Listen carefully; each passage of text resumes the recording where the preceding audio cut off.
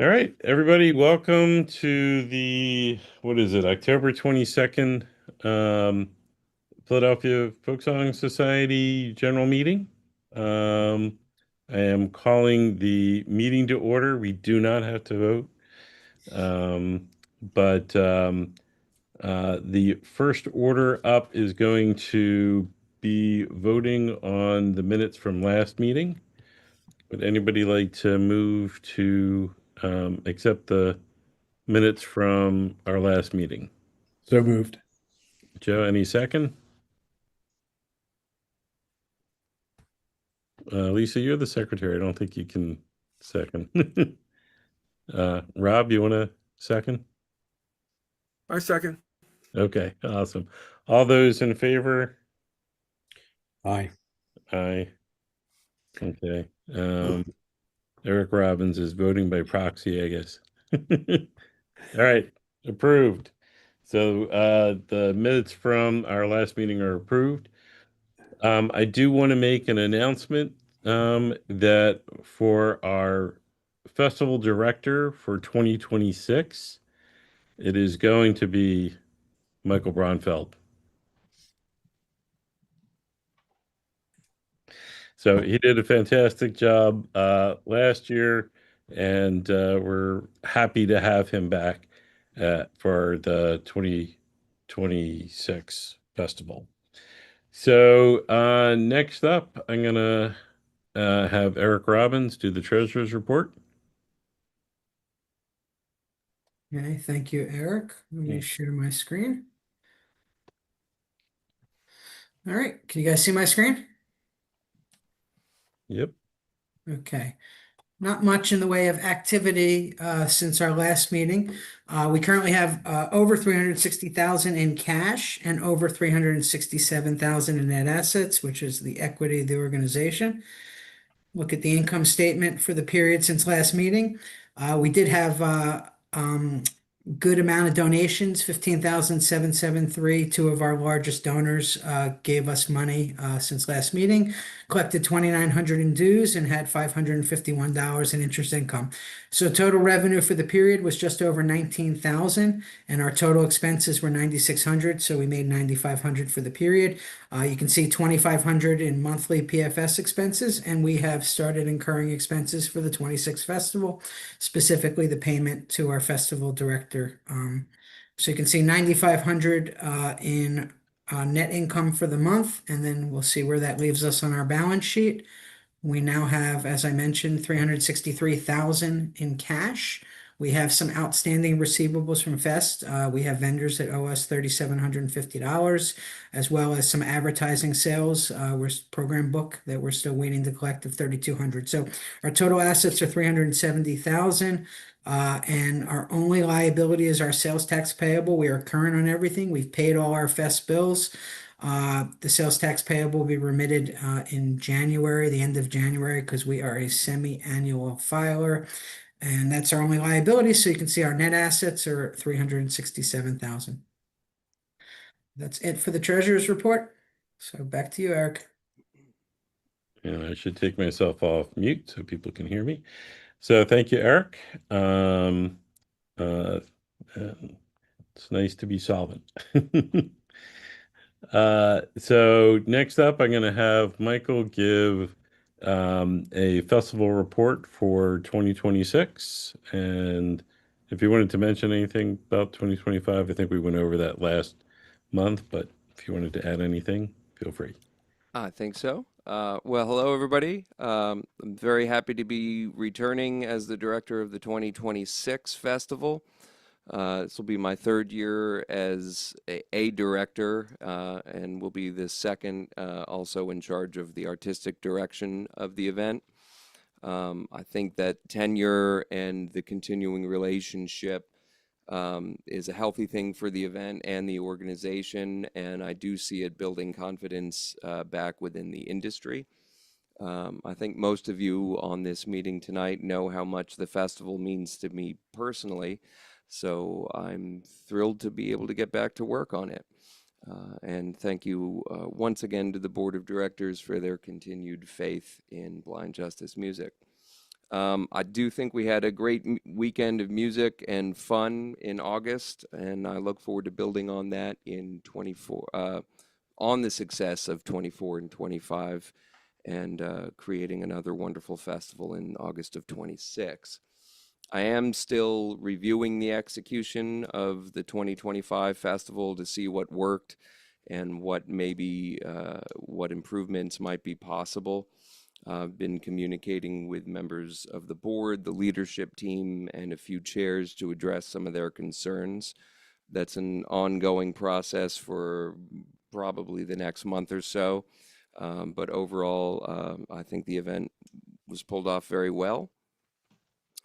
Let's see. On that note, on October 13th, Brian Kraft, Operations Director for the festival, and I met with Kevin O'Donnell, the chair of the Board of Supervisors at Upper Salford Township, Tom Bergmeyer, who is the chief of the Upper Salford Volunteer Fire Company, and John Detweiler, who is the Assistant Chief of Intelligence at VMSC, our EMS provider. The purpose was for reviewing the emergency planning of the festival and its implementation in August. Everybody was satisfied. I think everything went very well this year. We made improvements upon 24, and we're going to be continuing to work together and coordinating with the township and Montgomery County and our first responders to figure out how 26 looks. With regards to the music, which I'm sure is what everybody cares about, obviously we're still very early on in the process, but I have begun putting together an outline, a general plan for main stage and a few side stage presentations. I've been thinking a lot specifically about the culture tent and what we can do there in terms of I think it's always the best place to further our mission with the smallest venue being like true education and instruction. I think that's worked out very well for us the past couple years. So I'm hard at work on that. The emails and phone calls are starting to come in at a rate both fast and furious. I've already spoken with a bunch of agents and artist reps and have more meetings scheduled next week. So we're getting back to work. My goal in terms of timing would be similar to that of last year. I'd like to have main stage and a good chunk of our side stages booked by late February and continue to fill in the programming throughout this spring and go from there. So that's been the last couple of weeks for me. I look forward to seeing everyone on the call each month. And of course, next August, 13th through 16th. Thank you. Okay, thank you, Michael. Next up, which I might push off, I wanted to see if we could talk about the influencer program that we had last year and sort of where we were going to go for 2026. Just, ideas. We did have a briefing from uh, Jen and James, but Joe, I know, do you want to comment on it? You don't have to get into details, but Sure. Last year, this past year, we did a pilot program with 6 influencers that we found. They found us. And we had certain minimum requirements of the number of followers that they had on Facebook and Instagram and X and everything else. At the end of at the fest time, we had 4 that were working on the influencer campaign with us. And for a pilot, it seemed to go very well. We had over 123,000 click-throughs or impressions based across all social media. And Jen and James are going to start as quickly as possible this year to work with Fest Marketing to improve the influencer campaign. We hope to have 10 influencers this coming year. We think that's about the right amount for our size festival. And we are going to hopefully start the influencer campaign in January, February not July like we did this past year. So it went very well. And one of the big objectives of this is to try to engage younger people who would be interested in the festival and how they follow social media, which is not how, some of us old fogies are old folks. If I Kind of could add one follow thing this. Oh yeah, sure. along that line, Mhm. Mark Campbell is working with Doug Hirth and a couple other people. Mark is trying to lead a charge on creating one-page flyers that he can put out at various restaurants and shopping centers and things like that too. And Mark is very excited about that, and we hope to have something ready to go again late January, February, um, before all the college kids go home for the summer. Great. The only other thing that I would add is obviously the best way to market festivals by all of us who love the festival. So just kind of keep doing that. Um, so thanks, Joe. Um, Next up on the list, I don't know if there's going to be tons to report on, but uh, spring thing, fall fling. Rob, I know that you've been sort of talking to people about that. Sure, we have our first meeting scheduled on the 29th. It's a preliminary meeting to see who is interested, to see who would be willing to do what, and to review some of the items we'd want to put in a questionnaire that would go out to all members to see what kind of interest we have, specifically whether we can get it. At least an initial interest of about 75 people that say they would attend. We would expect more, but if we only get like 12 people say they're going to attend, we're not going to move forward. So we want to at least see that number of survey return that they would be interested. We have some preliminary information. I want to thank Claire Noyes, who basically is doing a lot of the outreach. That Memorial Day isn't available at the locations that we normally would have the spring thing. So we're looking at other locations and also looking at other possibilities if we could not get it there for Memorial Day, possibly doing one the following year or even possibly the fall fling. But these are discussions that the people that come to the meeting will make and then bring back to the board as far as what's decided.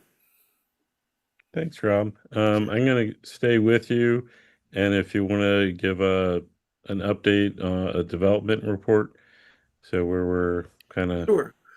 So we put in our wrote a grant for the Martin Guitar Foundation, and Michael just informed us that we're keeping our fingers crossed that it looks good, but we don't know. We never know what's going to happen with the grant, but we hope our friends there will support us again. And we are still waiting for the DCED grant because of the fact that the budget is still not decided in the state. So without a state budget, they can't look at the applications. As far as sponsorships, I'm going to be reaching out to last year's sponsors to get their feedback. And we have a number of wonderful, very generous donors that have been continuing to give. You saw some of that in our report from Eric, so we're working on that as well. We are also very interested in developing an endowment. I'm going to be speaking with Charlie Miller before the end of the year. Just saw Charlie last night, and we're going to talk about ways to begin to present that to our members, because that is how we can ensure that the Philadelphia Folk Song Society and the Philadelphia Folk Festival will last for generations to come. And I also know that there's been discussions and talk about the Gene Shea That's right, Award, which March that's 10th. hmm? It'll March be on March 10th.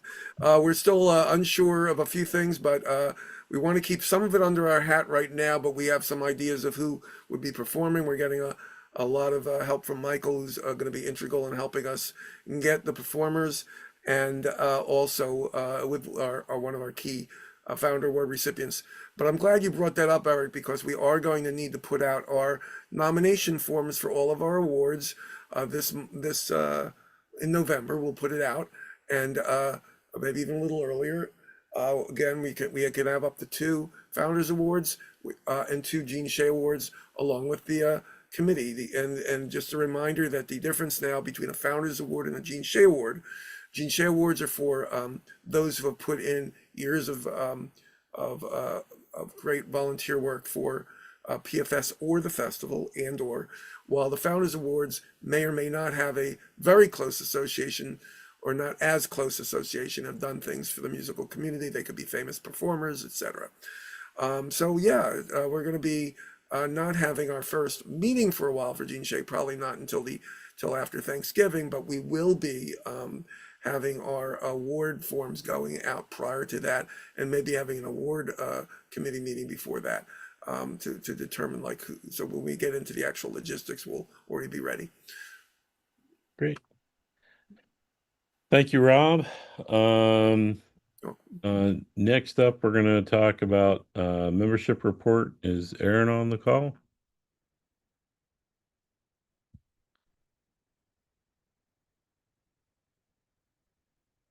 I don't know if she's on the I call. don't see her. All right. I do not have an updated membership count as to where we're at. But stay tuned next month and we'll update you for that. Next up, Musical Artist Cooperative, Mara. Thank you. Okay, am I able to share my screen, Six? Yes. Great, let me do that really quickly.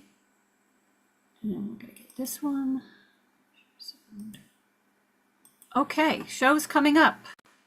I'll go through them and then I will put the details in the chat for folks to save along with the event links. We have the Levin CD release concert coming up, also with Two of a Kind at the Mount Airy Art Garage. That's in Germantown, coming up on Saturday the 25th. The Levins are a fabulous folk duo from New York. They have been in the co-op for many years, and they just got a formal showcase at the upcoming Northeast Regional Folk Alliance Conference. So this is a wonderful act, and they're not often in town, so definitely come out to see them. Coming into November, we have our new house concert restarted series. This is free for members, and that is going to be at the home of the Spears in Westmount Erie, and that is free for members and $20 for non-members, cash at the door. It's a pet-free home and address provided with reservations. On the 15th, we have our second annual PFS XFS mashup, and that is a combination of MAC performers and the folk adjacent performers of the Extreme Folk Festival organization. That's going to be at the Mount Airy Art Garage. And it's 10 for PFS and XFS and 15 for non-members. We have another free show, lots of free things going on. Our monthly free member concert and open mic at the Keswick Theater Annex. It's going to be an evening of funny songs, Barry Rabin and Winchester Perry, and followed by the in-person open mic. So folks can come out and participate and have a wonderful free show and then stay and do the open mic. We have our virtual open mic, which is always the third Wednesday of the month. It's a PFS PASA virtual open mic. And you can contact me by email. I'll also make that live link before I send it out to you guys in the chat. November 20th, we have Kathy Quinn and Steve Lessick as one group, and Rachel Eve, who's going to be performing also as a duo with her husband at the Naked Brewing Company in Bristol.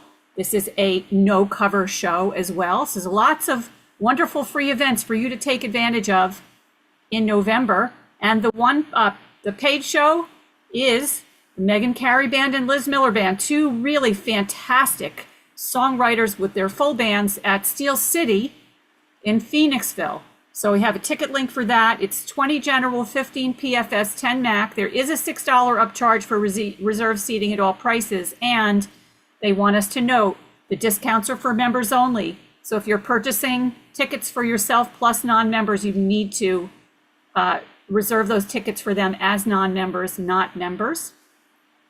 Sliding into December, just a real quick run through on the 4th at the Falzer Club. We'll have Cubism and Railroad Wings. December 11th, we'll have at Warehouse 3 in Swarthmore. Jack and Ingrid, which is Last Chance, and Michael London and Phyllis Chappelle. So two duos performing a great show at the Warehouse 3. And then we have our holiday party at the Mount Airy Art Garage on the 20th, and you'll hear more about that coming up. But that is going to be, these acts are going to be performing. That's free for our free member annual party, holiday party. I think it's a potluck, Rob, but I'm not sure. I don't have the details on that yet. If you have any others, I don't see Jefferson here. So Jefferson is helming a new Philadelphia Folk Song Society Presents. This is not MAC, but Philadelphia Folk Song Society Presents last Tuesdays at Well Crafted Beer in Lansdale. Pairing acts up October 28th, Reese Shad and Eli Lev. Excuse me. And in November, oh, I didn't copy the right one down, but there is 2 other acts in November. And I believe it's Matthew Gordon and Kate, Matthew Gordon with Ryan, I don't remember her last name. Lynch. And Kate Gaffney. So those are going to be the acts for November. So I'll pop this stuff in the chat, and we encourage you to come out and really enjoy all of the things that PFS has to offer in the way of reasonable cost and no cost performances. So do come out and join us. I'll turn it back over. I'm trying to think if there's anything else. Well, the NERFA report, because I don't see Jefferson here also. Jefferson is going to be running a Philadelphia Folk Song Society showcase room at the Northeast Regional Folk Alliance Conference, which is being held in Albany, New York. And we have, again, our members, the Levins, have a formal showcase. That's a really big honor.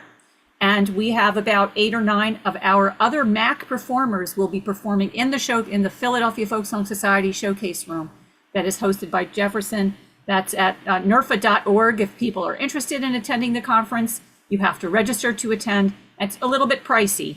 So you have to pay the hotel, you have to pay the registration, but our MAC members are going strong.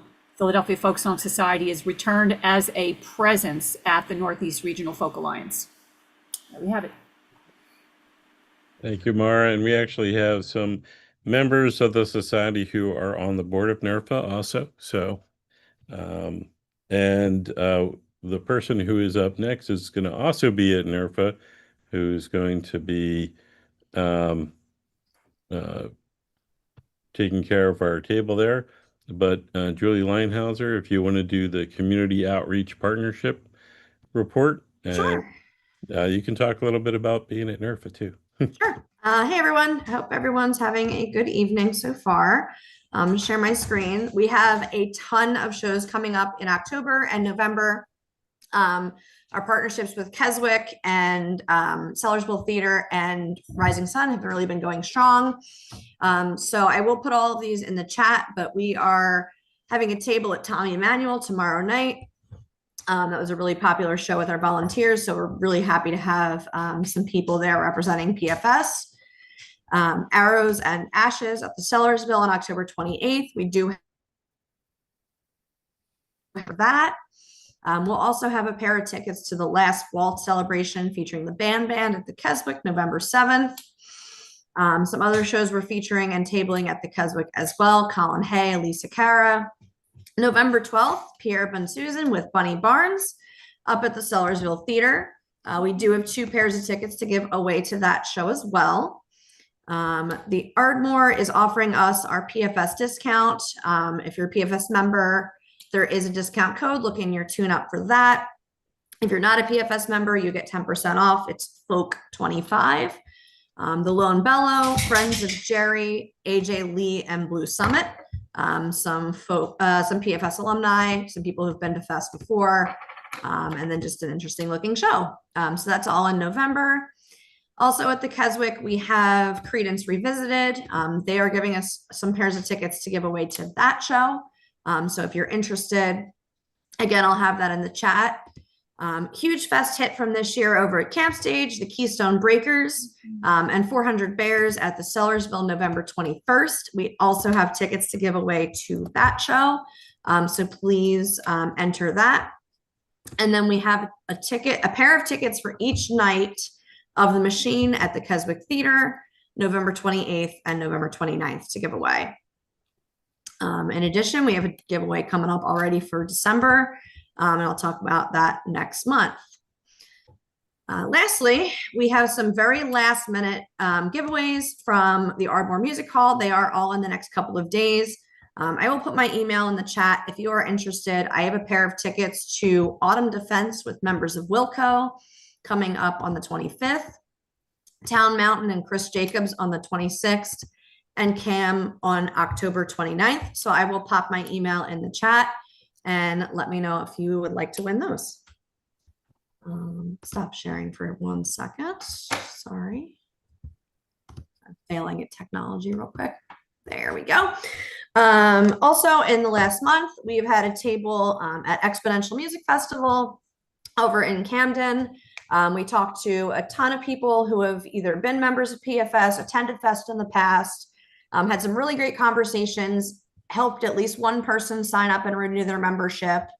And we signed up 55 people for our mailing list. So thank you, Erin and her husband, and thank you, Joe, for your assistance with that.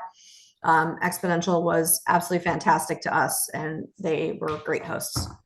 In addition, we are attending NERFA the first week of November, first full weekend of November. So I'll be there with a table with assistance from some of our MAC members that are also helping volunteer to give out information. And we thank them for their support and continued partnership. That's all I got. Thank you very much, Julie. Eric, I just want to point one thing out. Speaking of MAC and partnerships, one of our MAC members was listed as opening for Peter, Ben, Suzanne. So a lot of our MAC performers that you get to see for free are, some major acts as well. Mm-hmm. That is true. And one last note, pretty please enter because we have tons of tickets to give away and I really would love to be able to give them away. So please enter. Thank you. Okay, thanks, Julie. Is Andrew on the call or no? Don't see them. Okay. All right. So we don't have an update to the CRM or the website. I do know that the membership area is open, so you can go in and you can check the status of your membership to see if it's when you need to renew, what level you're at, things of that nature. So something to keep in mind. But that also, one of the things that we're going to be adding at some point, hopefully soon, is going to be a special area, which I'm going to let Trish talk about because she's going to give us an update on our archives. So, Trish, Hey, everybody. So I want to let you know that currently we pay the money for a Vimeo platform. And the Vimeo platform has there are two benefits to the Vimeo platform. One is that we can house our archives on the platform so that they're stored in a safe location online and safe from any damage or whatever.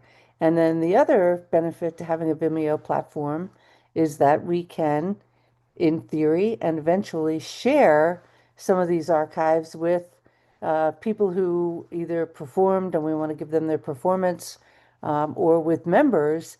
And my dream is that we're going to have in the member area a listening room, which is going to be a portal. It's going to look like a tent at the folk festival, very colorful decorations. And if you click on the listening room portal, you will be able to go in and see what's available to listen to at that week or that month, however we decide we're going to work with these archives. And it could be that there would be different levels of membership so that some people could look at all of the archives and listen to whatever they want. And some people would have access just to the jukebox type selection that would be in the listening room. As of today, we have about 1,000 videos on the Vimeo platform of individual performances from the Folk Song Society and the Folk Festival, going back, the Folk Song Society going back to 1959, the Folk Festival going back to 1964. And I am literally adding performances to this archive every day. New this month, so this is the month of October, we received as a in the mail from one of the archive one of our archivists back in the 1970s, if any of you remember him, was Bill Gaiman. And Bill Gaiman recorded many of the Folk Song Society meetings, but he also had a hand in recording the folk festivals. And he passed away a few years ago, but he left the most important recordings in his collection to a friend of his named Alan, who had no idea what to do with these, but was able to get in touch with the board of directors and said, I have 17 tapes. What can I do with them? And they directed him to send them to me. And in the 17 tapes, were 6 tapes from the 1971 Philadelphia Folk Festival that I do not have in the archives. 1971 was one of the hardest years to record. It was a total mud fest. I am not sure that they even kept all of the equipment outside to record, but the tapes that I got had some incredible performances on them, and they've been added to the archives. The Calvary Gospel Chorus, Bill Monroe and the Bluegrass Boys, Oscar Brand with a very interesting performance, Bessie Jones, who performed with Dan Smith and David Bromberg, John Hartford with Norman Blake, Vassar Clements, and Tut Taylor, and the much dreamed about Bawdy Songs Workshop with Steve Goodman. So those are safely in the archives, and eventually I hope that you all have a chance to hear whatever it is that would bring you the most joy out of the archives.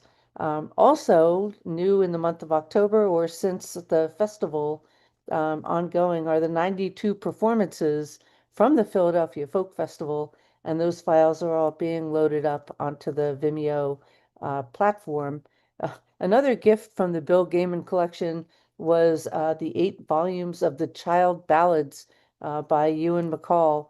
And just because that's the kind of an odd thing that might be somebody's research project, I will load those up onto the archives too. And then if anybody has need or would like to listen to 300 and some child ballads sung by Ewan McCall and another fellow who is from Scotland, you are welcome to request. So I would love to have the archives be something that we can use more like a library, and more like what it should be, a place where you can go and listen to things. And my hope is that we're going to get that put together in the membership and in with Andrew in the CRM uh, setup, however they set it up.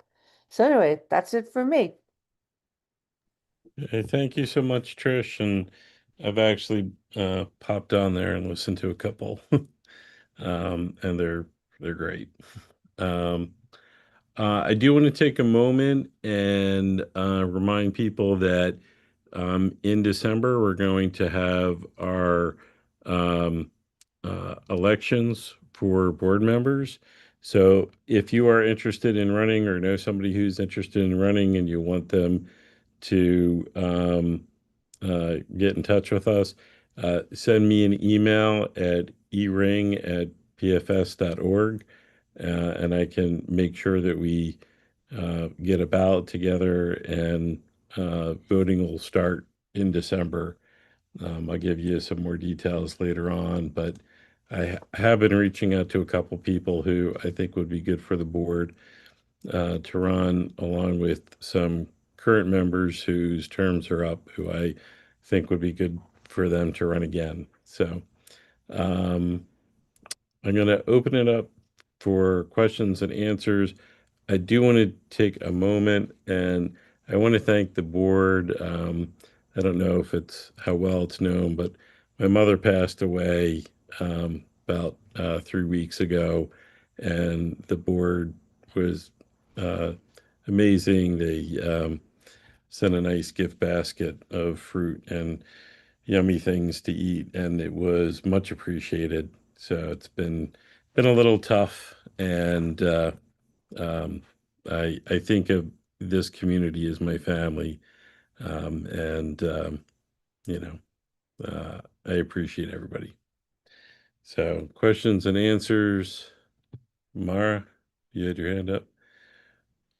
All right, so first question, you mentioned board members that are currently on the PFS board, on the NERFA board. I'm not aware of any of them. Not on the board, but we have members of the society who are on the board. Jane Chewy's on the board. Oh, yes, that's right. Thank you. Thanks for clarifying. Great job. We're very fortunate that she's there. I do have a question. Maybe it could be prepared for next month. I just would like to see a breakdown of what our monthly expenses are for the society. You mentioned an amount of $2,500. I realize they're probably monthly fixed expenses. It would just be nice to know at one of the meetings what those expenses are. And what also I'm hearing is that if people are interested in applying for the festival, that they should be in contact with Michael at this particular time, or their agents. Is that correct? It's not a formal application process? That's correct, Mara. There is no formal application process, and we will not be utilizing like the Google form and the mass submissions, whether charged or uncharged anymore. It would just be reaching out to me. Got it. Thank you. Just for clarification, Michael, MAC will be handled similarly than last year. Is that correct? Correct. Okay. Okay. Next up, Annie. Trish, listening room. I sent you an email. If there's something I can put in the tune up for members, it would be great. Well, so the other side of that is that the permission to get onto the Vimeo platform comes by your email address being on the approved list.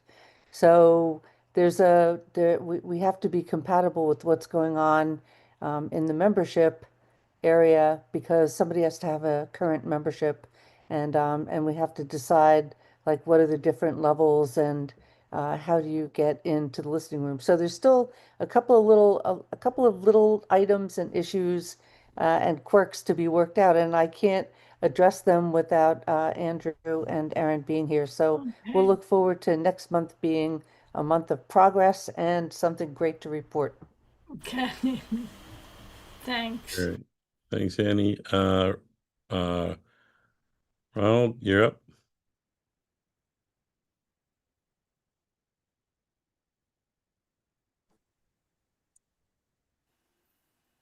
Oh, me?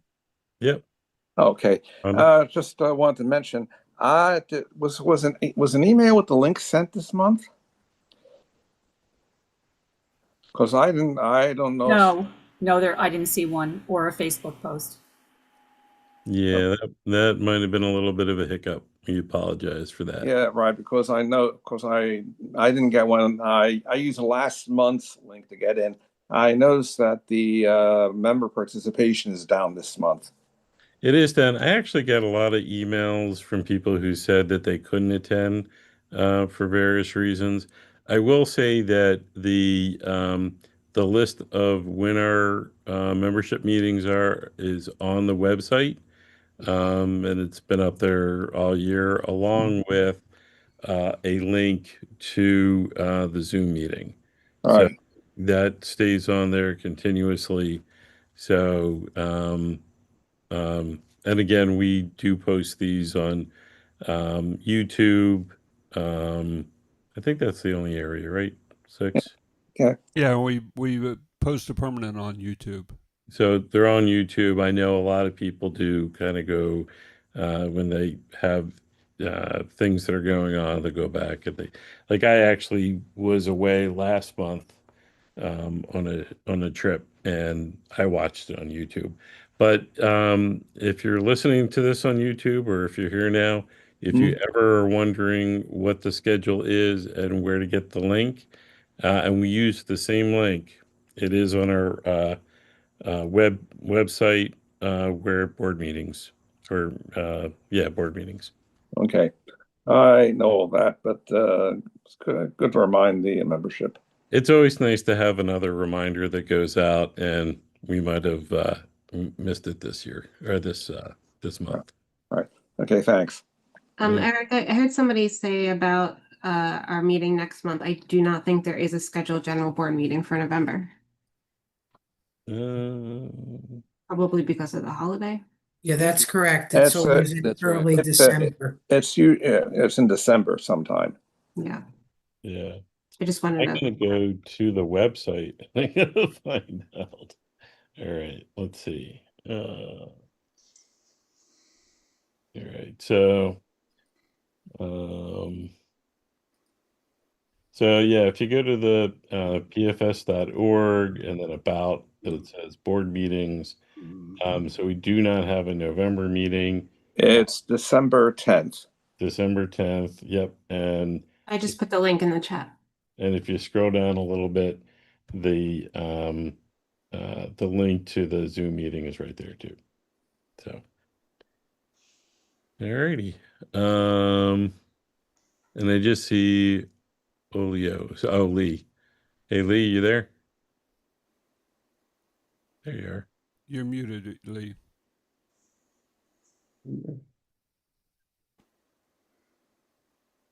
I think you just remuted yourself. Oh, is that Hey. better? That's better. I just had a couple ideas when we got together with some of the chairmen, September 28th. They recommended that I send out an email rather than just talking to other chairmen about this. But I thought it may be a good idea. We could get a wish list from all the committees. And it could be like pie in the sky stuff where it could be very simple stuff that we could handle. Maybe make the festival a little bit better run next time, or even 2 or 3 years down the road, eventually get some things in place. That was one thing. And the second thing was, why don't we have a theme song or something like that for the folk festival, talking about how we've developed it, and maybe put that out as a kind of a contest and have somebody win that. Those are the only two things I would like to suggest for some input. Okay. I will say that we also do meet as the board and kind of go over things that because I will tell you every year there's something that pops up that, you wish went this way and it went that way instead. Things that you could say this could be improved. Overall, I think it was a fantastic festival. I was extremely happy with it, extremely happy Great. with the music. I will tell you, when I'm sitting at my campsite, I'm like, I'm home. And I'm with my Fest family, and it's the best feeling in the world. But that being said, like if you have suggestions, I'm not saying we're going to implement them, but we are always willing to listen. And if you want to put an email together and send it to us, we will read it. We will consider it. It might be something that's not realistic, and it could be something that you could see next year that we And do. I think there's probably a lot more sponsors that we can get for make the book even bigger next year. I'd be more than willing to try to help out with that in a little bit more of a larger capacity too. Yeah, and if you know of any particular business or group that would want to be a sponsor, that's definitely something that, if you want to give us those contacts, um, like we will follow up with them. We're always looking to get money. Who Uh, would I work with for that? mhm. Say again? What committee or what department in the Folk Song Society would I work with on that? So at this point, I'm gonna single Rob out for that, so you can send that information to Rob. Rob has put together a team at various stages, depending upon what we're working with, as to put that together. Some of us have also, I know that I need to reach out to a particular person in my mind that we're going to be working on. Um, for hopefully some endowment money. And that's really kind of the next big phase I feel that we need to concentrate on is building a endowment or quasi endowment that we have a bigger nest egg that potentially we could hire a executive director again, something like that. So All right. Thank you. I also like your idea about the this theme song. I would love to hear something. I am not skilled to be able to do that myself or contribute, but we can talk about that idea and Somebody named Braunfeld can come up with something, well, I don't want to put too much on his plate. huh? He's already doing a lot. Yeah, I know. Just kidding. But potentially we'll talk about that and see what kind of a prize there could be. Good job, guys. Thank you. Yep. Mara, you're up again. Yeah, I last month I brought up a couple points, just wondering if any movement was made in number one, investigating the costs and other associated things with the site like the Salem County Fairgrounds. And when you mentioned Jane Toohey's name, her husband runs the Bluegrass Festival there every year, very successfully over the years. So you have an in, somebody that you could talk to very easily to find out what the costs and expenses are. And the second one was for at least the coming year, investigating having a shuttle, not a shuttle, golf carts like at Spring Thing, where they take people up and down the hill. That's their job. Take them up and down the hill, because of those of us who can't navigate or have a very difficult time, it would be probably an inducement for people who say, I can't go because I can't walk it. Yeah. So I think I know Jane and John. If you ever seen the Smiling Banjo book, yes, I know them. I've been to that area. So I will say for this year we are back on the farm, I know, and looking for the down the road. I understand that. I will say, if anything, that is an internal discussion. It is. I really don't think that I want to have that discussion. In the meeting. I'm just asking if it's possible to investigate pricing and other factors. And I'm That's all. saying I think that's an internal conversation, Gotcha. and I'd rather not have those discussions at the open board meeting. I hear what you're saying. This year we're going to be at the farm for 100%, and we'll go that way.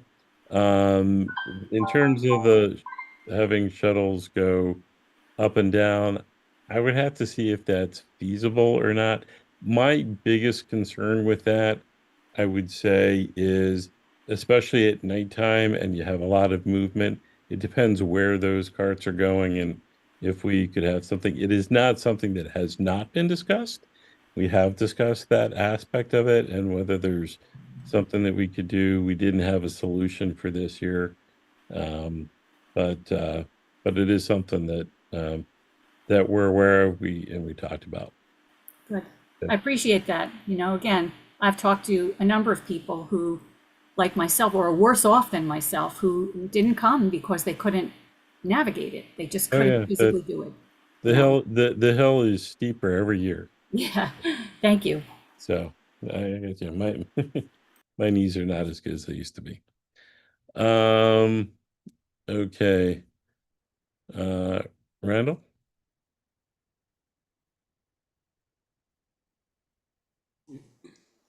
Hi. Let me turn on my light so you can see me. Mara talking about golf carts on the hill. I have a solution. It's quiet and it's safe. Rickshaws. Okay. Yeah? What do you think? Rickshaws. What could you? My wife has a friend who lives in Virginia, and he was a professional rickshaw puller for many years. Okay. It would take somebody, strong, but it would take a really good, well-designed rickshaw, and that, to me, is very feasible. Okay. I will add that to the list. Again, I will take these into consideration. I will not guarantee that they will be implemented, but Oh, yeah. I'll just add to it. If there was a designated golf cart path that was roped off on either side, and that's what they use to take them up and down, maybe that would be a safe thing. If it's a safety issue, you find a way to make sure that people aren't able to walk in that lane. I will say that at least for last year, it was. I don't think it would have been. Uh, I don't think that it would have been safe. And we also, again, potentially a personnel, like in terms of having the numbers to implement something like that is also somewhat difficult. So, but again, we might get more people. We will take that under consideration. Michael is here. He's heard that. The rest of the boards have heard that. And it'll be a continuing discussion. Dave? Yeah, I would note that over the years, we've always managed to provide golf cart service between the performers parking lot and the backstage area, Yeah. and for those of our artists who need the assistance. But it's also worth considering that anything we do for the paying customers has to be covered by our liability insurance. Oh, yeah. Yeah. And I take care of that part. So, and we do, for other areas, I know in the parking lot, we try to do shuttling, and people who are bringing their gear into the campsite, we do a lot of shuttling there too. So, we just want to do it in a safe way. The biggest problem is a majority of the evening concert, it's night and it's dark, and we want to make sure that people don't get run over. So, all right. Any other questions or comments? If not, I thank everybody for coming. For anybody who's watching on YouTube, I apologize that we didn't send out an email. Uh, but we will see you all on December 10th for the next meeting. And again, meeting adjourned. Thank you for coming. If the board can